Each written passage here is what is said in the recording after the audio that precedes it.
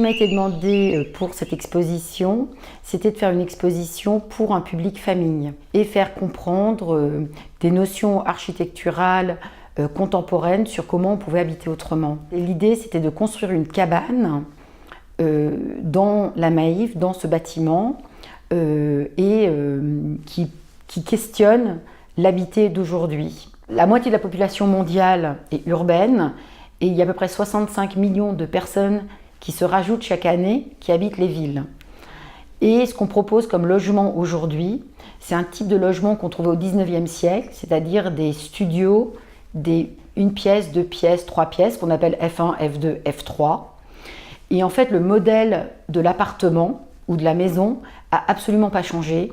Et pourtant, nos modes de vie, avec l'apparition du numérique, avec l'apparition des nouvelles familles, c'est pas possible. Il faut absolument que les architectes réinventent, réimaginent des nouveaux modes d'habiter. Et donc, cette exposition est une exposition qui paraît peut-être très sympathique, très familiale, mais elle pose des enjeux majeurs dans la société d'aujourd'hui.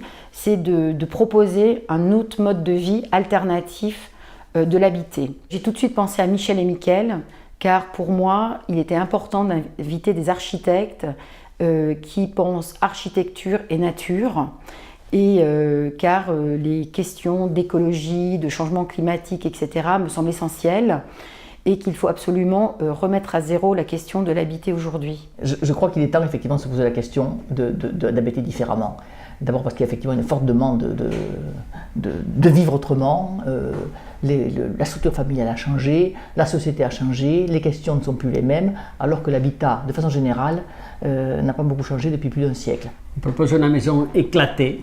Donc on a éclaté les murs visibles et les murs invisibles. D'un côté, pour cette relation de la maison au-delà des murs, qu'il n'y a pas un élément qui sépare la maison de l'extérieur, en relation avec la ville et aussi en relation avec les paysages. Alors dans l'histoire de l'architecture, la cabane a toujours été un moyen aux architectes, que ce soit à l'époque pré-industrielle, industrielle ou post-industrielle, de re-questionner l'abri de l'habitat minimum. Quelle serait la cabane d'aujourd'hui, du XXIe siècle, dans la ville, dans les laissés urbains, qu'on pourrait proposer au grand public pour montrer qu'on peut vraiment habiter autrement que ce qui est proposé par les promoteurs ou par les décideurs. Et c'est vrai que la première cabane, elle est faite avec des branches, elle est faite en liaison avec la nature et avec les arbres. Et donc ce qui symbolise vraiment, c'est cette liberté, cette ouverture de l'extérieur et cette idée aussi de ne pas avoir une maison seulement à un seul niveau, mais qui monte vers le ciel.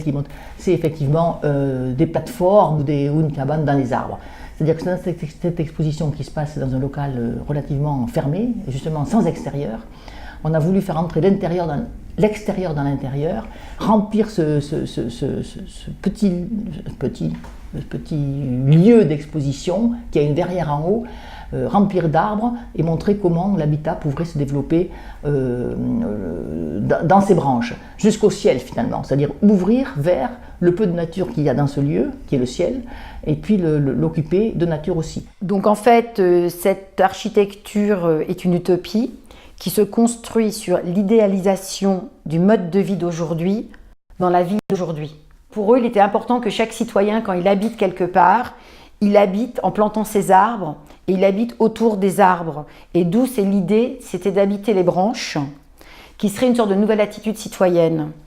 Et donc, ils ont proposé dans la galerie d'implanter une vingtaine de vrais arbres. Et en fait, tout leur habitat va se construire autour des branches des arbres. Ils ne construisent pas dans les arbres, c'est pas une cabane dans les arbres, c'est une cabane où on va se situer dans les branchages des arbres. Et ça va permettre aux habitants de sentir les saisons qui passent, de sentir la nature, d'être à proximité de tout cela.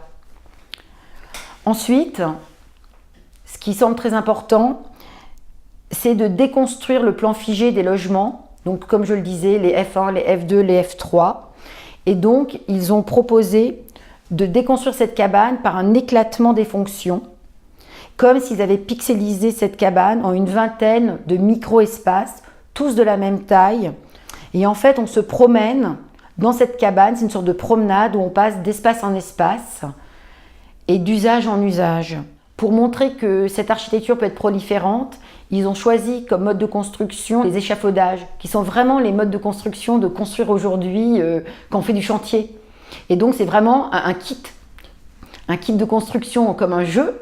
Et en fait, donc toute la structure de la cabane est faite avec ces échafaudages et qu'ils entourent avec un sorte de textile pour créer ces nouvelles pièces. Et donc, le plan de cette cabane va s'organiser autour de fonctions. Donc se laver, se reposer, s'intimer, se botter, se transformer, jouer, se retrouver, bricoler, méditer. C'est toutes ces fonctions-là qui vont faire cet habitat. On n'est pas dans du 3 pièces, un salon, une cuisine, une chambre et une salle de bain. Toutes les pièces ont une fonction liée à un usage. Les morceaux sont répandus et puis on peut les assembler un petit peu comme on veut.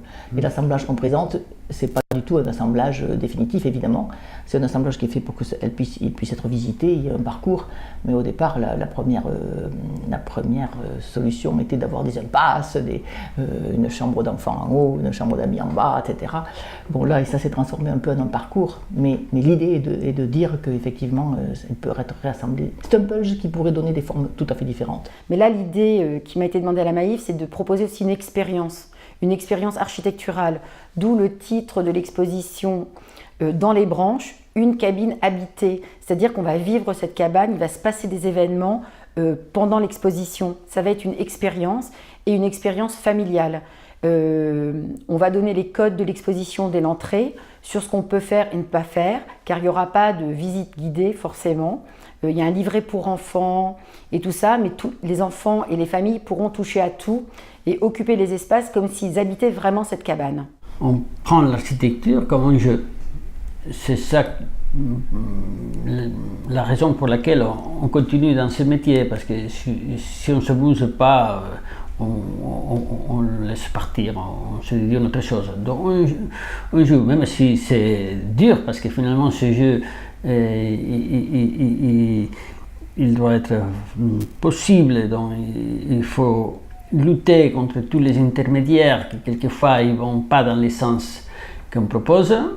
Donc c'est un jeu quelquefois dangereux ou compliqué, mais c'est notre façon à faire l'architecture en jouant. C'est ça.